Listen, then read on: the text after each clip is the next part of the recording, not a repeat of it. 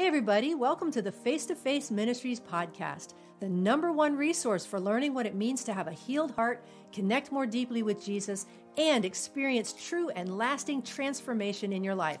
I'm one of your hosts, Kathy Little. And I'm your other host, Melinda Wilson.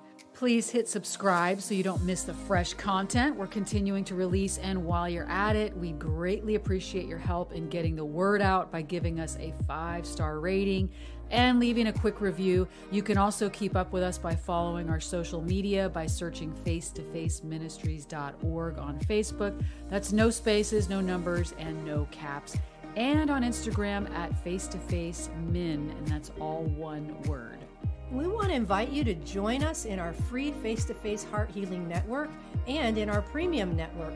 Be part of a growing community of people just like you who are wanting to dive deeper into what it means to access the full benefits package of the cross and learning how to help others do the same. Our team also offers one-on-one ministry sessions that can be done virtually, and you can also learn how to help others connect with Jesus and find healing in their lives through training we offer in the ministry model we use.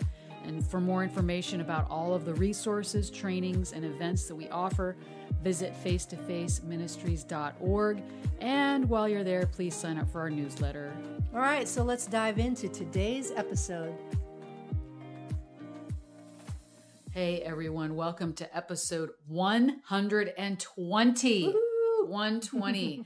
And, of course, this is part 2 to a part 1 of our wonderful beloved guest, Dr. Jim Wilder. And so if you didn't get a chance yet to listen to last session, please go ahead and do that. We had such a wonderful time with him, and we had to break it up into 2 parts. Yeah, we could sit and talk amazing to him and have a whole series of conversations with Dr. Jim. Yeah, we love him, and I think you're going to really enjoy the rest of the conversation. I know we did. He's fascinating. I mean, he's just absolutely fascinating. But before we do, I just want to remind you that we are on a Sabbath break during the month of June. We're actually banking this ahead so that you can have some content and not miss us too badly while we're gone. But we actually are already scheduling for the fall. We are going to have a lot of things coming once we get back in the saddle July 1st. And obviously, one of those things coming up really quick is Dash Away Weekends. We hope that you ladies will check that out, dashawayweekends.com. July 15 to 17. July 15 to 17 at Lake Tahoe in Nevada. Very, very much looking forward to that. And we are booking for Emmanuel trainings in the fall. We've got several conversations that are going right now. So if you want to have a conversation about maybe doing that, reach out. Yeah, I had a lady reach out actually from the middle of the country, and she said, are you coming anywhere near here? And do you have one that's sooner than your late August one in Charleston, South Carolina? And I said, I don't, but hey, let's talk. Yep. Because just, you may think, well, I don't have the resources. I don't know enough people in my area, but there might be more than what you think. And it would be great. This is how Emmanuel trainings happen in a certain region or location, is starting with what we are calling a discovery call, just to hear what your heart is. And even if you're thinking, well, I don't have any money, I don't have any people, I don't have resources, talk to us anyway. You want to train. This is what God's doing.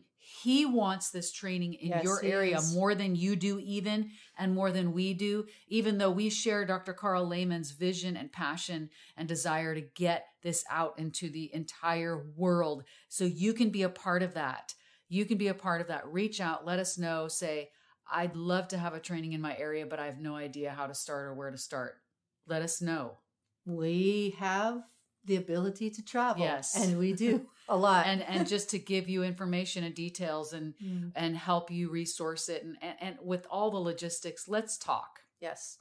You can just contact us through our website. If you go to the training page, there's actually a way where you can send a form in and just kind of request a conversation. And you can contact us through our website, just in the contact page. All right. So we're going to get straight back into Dr. Wilder, part 2 about narcissism. And we hope that you will enjoy it. I'm listening to this and I'm thinking, oh my, I think everybody listening, myself included, is like, ouch, Oh, yeah. like, ooh, ouch. And I'm also thinking that if you have somebody with that Emmanuel eyesight who's able to speak healthy shame to you, then there's also the issue of, well, is there a trigger there that could explode or blow up or whatever. And so this is really a discussion about having, getting to that place of maturity and emotional maturity and health. But it's a little overwhelming. Like I'm thinking, oh my goodness, how do we even get there? Like, what are some practical things that we should be doing to help safeguard us from this type of reaction or operating with some of these narcissistic traits? What do we do? Like, bring us some hope here. I'm like, oh my gosh, ouch. Well, let's start with a question that you brought up a little bit earlier, and that we never quite got around to answering all of that, and that's about Jesus. And Melinda, you were talking about how do you come down and be a servant and that sort of thing. And going back to Jesus' time, and really to Mary's song, the highest status any human being could ever achieve was that of being one of the mighty people who's like Atlas or others whose mother was human and their father was a god. So if you were one of the demigods, one of the sons or daughters of God, you could not achieve a higher status. No human being could take it away from you. You had, basic bulletproof status. And so if you were looking for somebody who had status that no one could shake, one of the most solid foundations, you would want to be a child of God, a human parent and a divine parent. Now, the question is there any way that we can get that for ourselves? And the answer is always no. It's kind of clear to everybody. You can't just change that.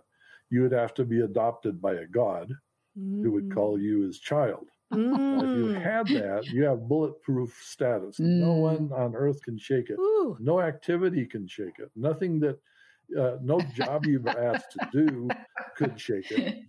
No matter what anybody looked at you, they could only be an idiot if they didn't realize it. And if you had that kind of status, then what you would want to do is lift everyone else's status till they could become their true selves. Now I think the mystery of Jesus and how he acted gets pretty clear, because he's forever picking somebody with low status. For instance, there's not much lower than slaves, servants, or women. Yeah. And what Jesus is constantly regarding them as though they have the same status as children of God. Whatever service he must perform doesn't bother him because it doesn't lower his status. He's not getting it from human beings. He's got an invincible status. Now, if we could only be children of God, and to do that, we have to have a good attachment with God. Yeah. If we develop our strong attachment with God, and he says to us, you're one of my children, which I've heard him say to people quite frequently. Often. Suddenly, we actually have within us the answer to all narcissism and status challenges and everything else. Wow. When we look at somebody else and they want to take us down, we go, wow, you must not know who you are, because no child of God would do that, And when Jesus said, blessed are the shalom makers, because they will be called the children of God. Oh, really? This is the characteristic that we go around showing. So we're shalom makers, which is people who help everything work together for peace, for bring calm, peace. Isn't that what the whole healing journey is? To take every part of our life that isn't peaceful, take it to God and say, can you make this peaceful for me? Can I do that for you? And if we're doing that, guess what? We're acting in our highest status capacity. And we want everybody else to have it too, don't we? Yes. And I like, if this just could be imparted to people by the hearing of your voice, Jim, that would change the whole world really, really quickly. But there are, I don't know how many people that would be identified as narcissists then that are believers in Jesus. What's the missing piece? Because you're talking about, if we know this adoption by God, I'd never heard that with a demigod, never. Whoa, that's like mind blowing. Something you could sit on for several months. But then why I mean, I can answer my own question being in the world of inner healing, but let's talk specifically about narcissism. Why do people that have the narcissistic characteristics, what's blocking them from, if they knew that they were adopted by God? Right. Well, getting back to the technical part of this, the people who are narcissistic and they're under 12 years of age, you could actually guide them through this conversation we're having, help them to experience God and God's love, and it'll melt their narcissism. But you get past 13, it won't work. So the problem we have is most of our narcissists that we're worried about are, adults now and very annoying. But going back to this idea that, it is this attachment to God and building that's basically the ground of a solid community. All right. Now, the thing about most Christian communities is we listen, this is our downside. We listen to people's self-justification. So as soon as you listen to any of these leaders who've, fallen or people like that, they will begin justifying whatever it is. And we will be swept away by who gives the best justification, which is always the narcissist. And so as long as we allow self-justification, which, the worst thing God can say about people is they did what was right in their own eyes. That's self-justification. That's the lowest of the low points that human beings can get to. That's, that's the flesh. That's the fruit of the tree of knowledge and good and evil. I know what's good and bad, and I'll explain it to you. I'll justify myself. Wow. So if a community or a family or an individual listens to self-justification, the narcissist will always win.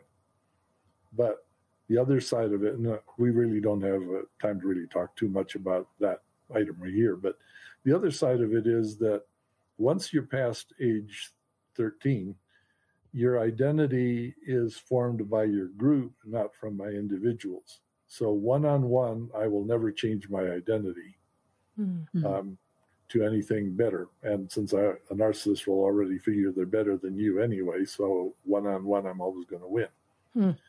What they can't play against is a community that keeps their status up as long as they justify themselves. And if the community says, but that's not who we are, we actually, instead of attacking our enemies, we love them, we engage with them, we attach with them, we have compassion for them. These are all the characteristics that we have. And frankly, when you're justifying yourself, we're not seeing it. A narcissist can't continue being narcissistic under those conditions. They will either have to give up their narcissism, go like, well, then who am I? Because that's not who God sees in you, is the other half of it. It's not going to be toxic, right? That you're doing this. That's not who God sees you to be. We're calling out somebody more Christ-like than what we're watching in front of us. They'll either have to leave the community because they don't want to be one of us, or they'll change. And the remarkable thing is when the community calls people, not individual. Typically, the problem is in America, we take it to one-on-one in a private counseling session,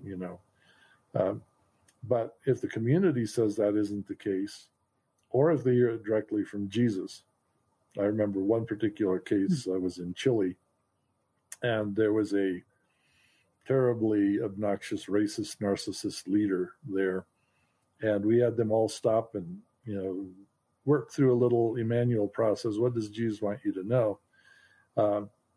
And he came up afterwards. He said, you know what?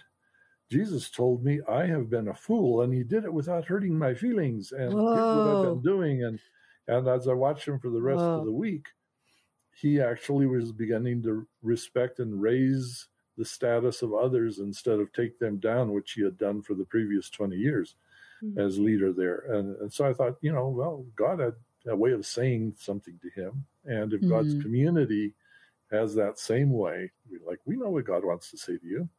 This is who he thinks you really are. So let's give up the image. Let's go for the real self. It's amazing so far, the track record of people that will change because their community wouldn't pump their artificial status and wanted to see their real status as children of God come out into the community. Well, that's interesting. And because I've heard so many times secular and Christian psychologists, counselors basically say that a narcissist, you'll know whether it's a narcissist or not, they're not going to end up in your counseling office. If they're in your counseling office, then you think your husband's a narcissist, but he's in my counseling office, he's not a narcissist. And is it true that, and you're talking about, I wonder if that can be parallel to the one-on-one, like would a narcissist end up in a counselor's office and even admit or recognize they have a problem, or however you want to put it? Or does it take, do narcissists end up, or would they come for inner healing? We do hundreds of inner healing sessions, and we have people say, I want my husband to come, but he never, and of course they have to choose on their own. But are they a true narcissist if they're ending up in your counseling office or wanting inner healing? The answer is yes, they show up there, but they're looking at it as a win. I can win something by doing this. So as long as they think there's a win in it for them, they'll show up.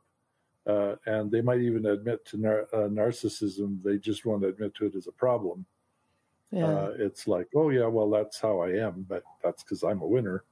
And then I'm here to, to win in this situation as well. And so what you don't get is a humble narcissist in your office. They don't want to come in that way. Well, so then you were talking about this gentleman that said, Jesus told me I've been a fool, but without any shame, or I wasn't embarrassed. And you kind of were defining him as a narcissist, if I'm clear. And so what does it take then does it take the town or the village? Does it take a community really to help a narcissist get healing or get breakthrough or revelation? Well, again, you remember that adult narcissists are 2-level problems. So the first question is, how do I learn to actually handle shame relationally? You can't do that without a community to practice with. This particular place I was giving is one of those international conferences. Everybody's in there. If you want to be, part of the who's who, you show up at, this great neuroscience and Christianity conference. And so there's no shame whatsoever to show up and be one of the, the glorious leaders. And God happened to grab him while he was there by the ear. Then he had the humility to come and tell me about it. And to begin to practice that with people. And that's, you can't really put God in a box about where or how he will talk to somebody. But typically the answer by most people is they justify themselves and go away like, I don't need this. So, leaving God out of the formula, a community is either a good place for narcissists to look good and make us all look good and to justify it, or we don't put up with justifications and we see what God really wants to grow in you and we help each other grow. And that takes care of all the entitlement stuff. Can I ask a question about, I'm just thinking, I've met many people and it seems narcissism does seem to be more prevalent in men. Maybe that's not true, but what would you say then to a woman who knows that she's married to a narcissist? It's just been lifelong, or he won't get help. And they're not in a healthy shame or Hesed community, that sticky love community. What hope can you offer to a woman whose husband, or especially husband, because you got to live with them, whose spouse or wife is a narcissist, but they're not in that healthy community? Well, it's pretty much a foregone conclusion that one, they accept justifications when they hear it. And second, they are not all that good at handling shame messages themselves. or they wouldn't be putting up with the situation, and they wouldn't have, really drifted into that role of trying, being part of making somebody look good. So you really have to start with somebody who's willing to work you through the steps of learning to recognize the toxic nature of self-justifications. And I tell you what, if you want to teach a church group something really hard that they just like, I don't get this, try to teach them to reject self-justifications. It's just so built into every Christian culture that it does not even make sense to people when I ask them. And when so the exercises, there's really a set of exercises in the back of of each chapter in the book on the Pandora problem. And people who actually go through that, about halfway through, they start to catch on to what the exercises are about. But it takes about 5 or 6 weeks to even doing the exercises before the whole thing even makes any kind of sense. Oh, this is what we're talking about. By that time, by doing it as a group, you've got a context of community around you that's going to help you when your own brain is swimming in the soup. You're starting to slide again. So we need a community working on this. There's currently a few of them running online. Deeper Walk, I think, is the one that running them. I'm not quite sure who's running them right now, but to be part of this conversation with people long enough that you begin to realize, oh, here's how I handle shame. Here's how I don't fall for self-justifications. Here's how I get good enough to listening to God so that I can begin to see who he really wants you to be. Those things we need other people's help with, because, our brains are already afraid that we're going to get hammered if we say anything. So it's a learning process as a community. And actually it creates hopefulness. It's like, oh, now that I see what's been poisoning us for decades, and I don't have to be a part of that, will the other person change? Well, I'll tell you what, being a narcissist won't work for them. Yeah. Well, that's where we have to go. And the rest, I think, is up to God. Such a strong statement of the need for community and healing happening in community. And we talk about that a lot as well. It's just a fact. We're wounded in community, we heal in community, and what a beautiful opportunity to grow together into a healthier attachment to God and to each other, to be able to create a safe place and call the gold out of people. I kind of think about it as mining for the gold, because it's in there. And if we can see past behaviors and see the real true person that's hidden in there and call that person forward, how much more of a beautiful community and healthier community that we could be. Let me add one final comment. I think that what ends up happening is the spouse who wants to change needs to learn how to love their enemies. They will not be able to do that. And having a narcissist around means learning to love your enemies. And that's something we should be learning in Christian community, can learn in Christian community. But as far as I can tell, I don't know any way to learn it without a community. So the end result of this is we come down to, okay, now we're going to have to learn how to love our enemies. And so that's where this is headed. Well, I wanted to ask you a question about the celebrity culture that has been growing in more and more popularity in the church world. And I kind of want to be really careful how I ask that, because I don't want to assume that every high-profile pastor is a narcissist. But I'm wondering about which comes first, the chicken or the egg here. Is it typically a narcissistic person that climbs to that sphere of influence and success with all of their charisma and people want to follow that? Or is it someone who's naturally gifted or carries a lot of gifting that is promoted in their sphere of influence? And because they're there and perhaps they don't have a solid character, a solid attachment to the Lord, that creates the narcissist after they get there. Do you understand what I'm saying? Like, I don't know which comes first. I'd love for you to address that. Seems pretty clear they're a narcissist all the way up. what they develop more and more is the image, the personality that wins. See, we're in a culture that promotes and likes winners. And so if you want to win, you'll do whatever it takes to win. And usually that means you're not operating relationally because you're going to compete with everybody around you. So one of the things I have every time I go talk to a pastoral staff is that in the majority of them, none of them want to be open or transparent with the rest of the staff around. Right. Because these are the guys that they're competing with. Right. And they're mostly guys. And so, I think the women in those groups have long since learned when it's wise to keep your mouth shut. Mm-hmm. So vulnerability isn't going to happen unless you have a pet vulnerability you like to parade around and, make yourself look vulnerable with it. So it's kind of like a vulnerability on a leash, like it's really, very attractive to have one of these along. That's interesting, but it's true. And it is, yeah. So the answer is that they were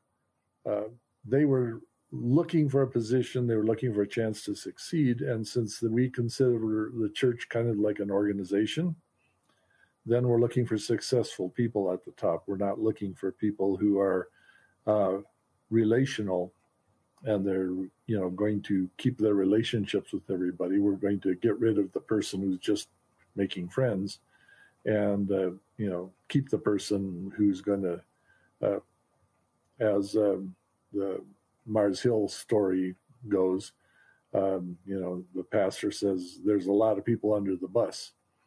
And this bus is going to keep on rolling. And by God's grace, there's going to be a whole lot more people under the bus. Right. It's like, we're going to succeed. He told people, I'm pretty special. It's this image, again, this status that we're going after.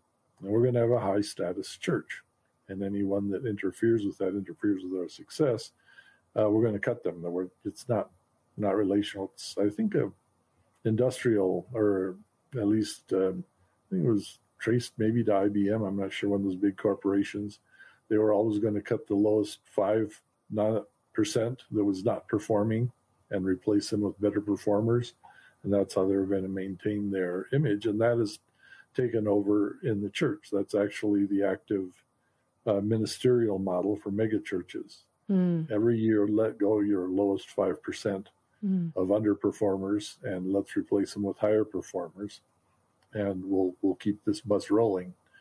That's image management. That's running an organization. It's not relational. Yeah. And so narcissists do extremely well in that environment, and since that's what the church and the board and everyone else is looking for, they are going to select, the best of the narcissists to lead the next congregation. Do you find until one of them crashes and burns? Yeah, well, that's the thing, and there's so much collateral damage at that point. Mm-hmm. Do you feel like this is universal, or are there some really good, healthy leaders that have high profiles? Because I'm thinking I don't want to paint every pastor. But is it a universal issue? I'm feeling conviction just in you talking and sharing about this now, even at my level. But is it universal? You get Moses, who led one of the greatest gatherings of anybody, and also we're told he's one of the meekest people who ever lived. And you find him very reluctantly being dragged into leadership because God told him to do it. Right. And there are people like that in leadership. But the difference is that you will find in those groups, they are surrounded by people that they consider are better than they are at all kinds of different ministries. They're raising the status of everybody that they can. And so they've surrounded themselves with all kinds of people, and they'll often take a chance on somebody. It's like, you haven't done so well, but I see in you something that God's creating, and so I'm going to put you here, and I'm going to give you a chance to grow and get this way. Yeah. And they also can grow a large church, typically much slower. Yeah. So typically you can look at the speed. If it grew fast, you probably have a high status person. If that's their publicity, we're the great church of this or that. And the other ones they're not pumping themselves the same way. And eventually someone on their staff says, we really need to get a TV show in here to, more people should be hearing this. I don't know about when that Cameron's in here now. So the reluctant leader who is bringing out the best in others God has got those in the crop too. Yeah, I'm thinking that's the difference between building an empire and building a community. Is that? I'd say a good one. Yeah. Okay. Mm-hmm. Right. Well, and something that comes to mind, Jim, too, is many of the leaders that we have interviewed. Father Andrew Miller of HeartSync comes to mind, and just having that conversation when we interviewed him, and just in private conversation that, he has become really his movement, or his HeartSync ministry is becoming huge because of some recent amazing just people wanting to put HeartSync in the spotlight. But what I love about Father Andrew and many others like you and Carl Lehman, to name a few, is that you surround, Father Andrew and others, surround yourself with, even though you are high profile leaders, you surround yourself with people who are will actually speak to you in healthy shame or loving confrontation and say, hey, and you're open to it. I remember Father Andrew saying that. He's like, I can't quote him exactly, but the gist of it's hard for him to trust someone in leadership that's not willing to submit to a circle of trusted people that are mature, that are healthy, that will be able to, as you're saying earlier, call them out to their true self and go, hey, Father Andrew, or hey, Melinda, hey, Jim, hey, Carl, that wasn't who God created you to be, how you just behaved. And so that has become really a marker for me. And I've kind of been like that most of my life anyway. I'm like, okay, I know I need help, and I welcome. It's not always easy, for sure. And it depends on how it comes to you. But it's like when that leader is surrounded by not just yes men or yes women, but I want to be surrounded by people, or at least a trusting circle that will call me into my better self or into the person. And so I think that that might be, do you feel like that is more rare as far as what you've seen, Jim, in leadership circles, that people that have those high profiles or, quite good followings, is it more rare to find people like you and Carl and Father Andrew that are actually, hey, call me out, man, call me out if you see I'm acting like a jerk, or or if you see me acting not like my true self? Is that more rare, do you think? Yeah, I'd say basically most people have not had good training in that infant skill of learning how to receive a shame message. And the second thing is most people are not surrounded or called out by people who are seeing what God is seeing. So there's a lot of people who would say, yeah, I've been bushwhacked all throughout my ministry. People have jumped me from behind here and told me what's wrong with me. But if that isn't accompanied with this good sense of, I see in you what God is trying to grow, even if you don't see it, it just comes across kind of harmful. When somebody is really focused on, yeah, I know you did that, but that's not who God's calling you to be. This is who I see in you. It's like you have to look at that like seeing a light in a dark room and going like, one of my favorite stories is early in my learning this, I was dealing with somebody who was a borderline personality, which is another one of the throwaway groups that you often hear about in counseling. But they were pretty mad at me. They were yelling at me and calling me names I'd never been called before. And in the middle of it, they stopped and sort of screamed at me, "Aren't you a Christian?" And I was like, "Well, yes, I'm a Christian." And then they said, "Well, shouldn't we pray?"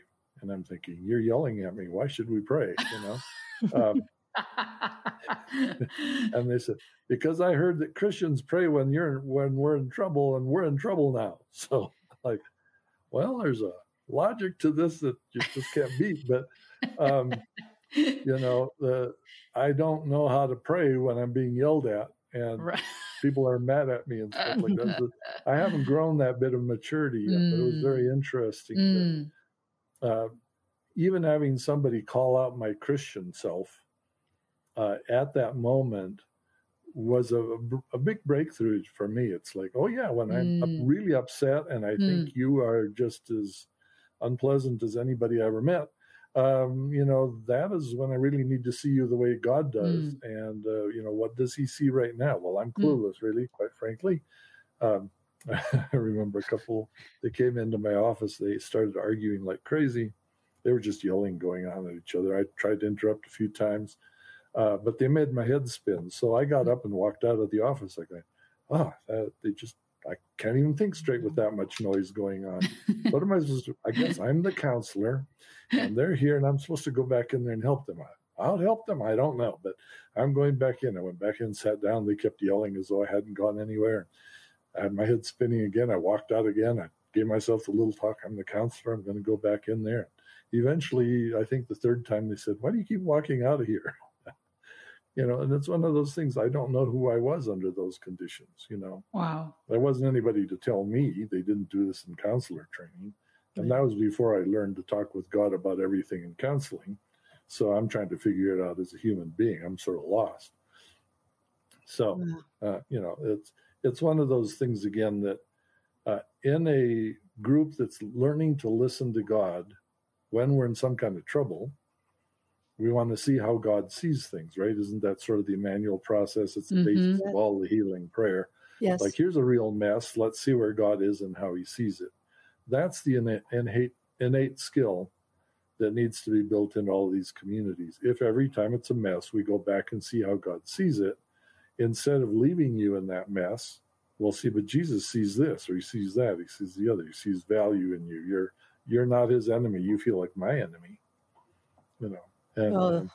And so, this is the basic healing prayer is also a guidance prayer. It's also a reorienting prayer. It's also a community understanding prayer. It's also like, how do we get to the real you?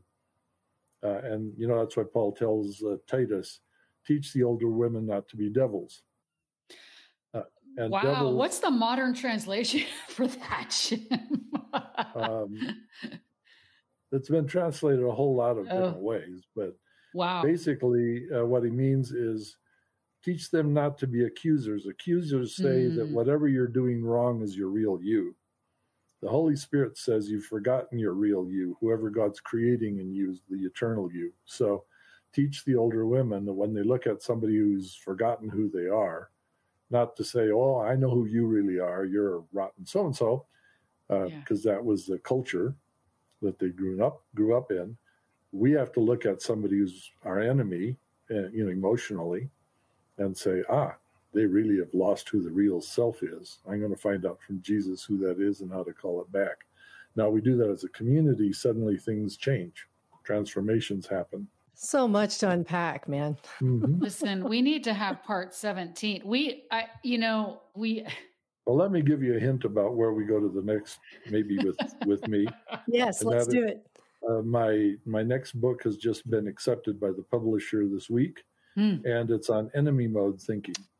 Oh, and it's behind all of the stuff we're talking about. Our mind begins to think of somebody else as our enemy.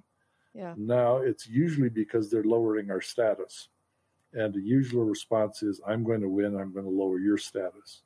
And when we're looking at the pastors who've blown out, been major failures, or disgrace, every one of them we've been able to examine was status seeking, and operated most of the time in intelligent enemy mode.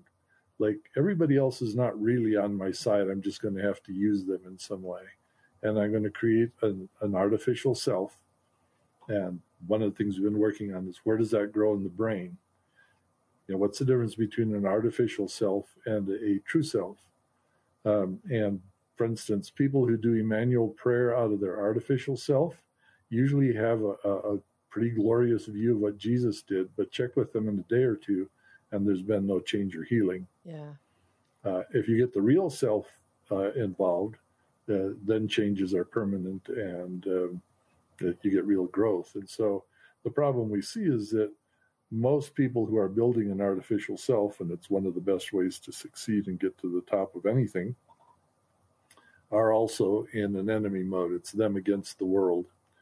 And how do we overcome that? It means we have to learn how to love our enemies and keep out of that. That's next discussion. When's it coming out? We'll get you on the schedule. Jim, okay. I got to ask you to stop talking because it just provokes more questions. Like, you're one of the most fascinating, interesting guests that we've, because I know people are like, oh my gosh. So listen. Well, let me throw out one little more thing. Oh, no more nuggets, Jim. I co-wrote the book on enemy mode with retired Brigadier General Ray Woolridge, yes. Yeah. Thank you. Yeah, he's now the leader of Life Model, right? He is, yes. But here's a man who's operated in the military as a general and training all these. You couldn't get a better expert on enemy mode. Yes. And all of that. And so the two of us have written this book. And the question is, can you teach loving your enemies to Christians? Come on. We're working on it, and we're going to be very interested in continuing this conversation because it'll give us some more tools. But Definitely. I'd suggest everybody work on their narcissism first because they'll have to get that out of the way. Check out The Pandora Problem, written by Jim Wilder. The Pandora Problem, that is the book the content that we've been talking about.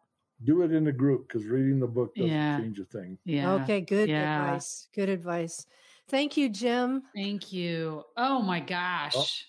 We will definitely, we'll get you on the schedule for when that other book comes out, and definitely get that conversation. That's going to be gold. And especially what we've all lived through the past couple of years. Everybody's in enemy mode. Everybody's a potential threat. Everybody's afraid of everybody. And it's just so important. Your work is so vital. Thank you so much.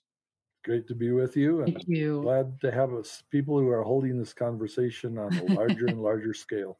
Yeah, absolutely. And we'll see you again real soon. Yeah. Thank you. Thanks, Jim. See, I told you might find a little conviction from Jim Wilder. I did in that conversation, but man, so powerful, such good information. Hope you guys enjoyed that. And we are so grateful for you, for our listeners, for those, whether you've listened 100 times or this is your first, reach out. Let us know that you're listening. Any questions, comments, we love to hear feedback from you. All right, y'all, we'll see you next time. Thank you so much. Thank you for joining us today. If you're enjoying this podcast, please share it with your friends. And please stay tuned for more great content coming your way.